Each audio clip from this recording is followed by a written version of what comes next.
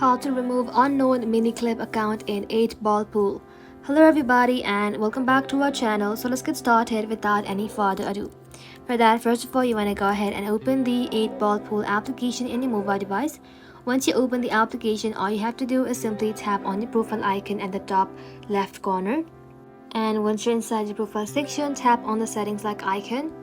Then from here, simply tap on logout. Once you have logged out, head back to your home screen, and then if you are on iOS, go ahead and open the settings application.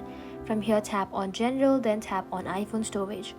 Inside here, search for the 8-ball pool game and then tap onto it. From here, tap on upload app, then tap on upload app again. Once you do that, you can head back to your home screen again, long press onto it, then tap on remove app, then tap on delete app again. Once you have installed the 8-pool from your device, you want to go ahead and simply reinstall the application from App Store. Once you reinstall the game, you can go ahead and open the game again and sign in with your preferred account. Simply open the game and on the login screen, choose your desired method like Google Play, Facebook, Apple ID or Miniclip ID. Enter your credential to link your preferred account.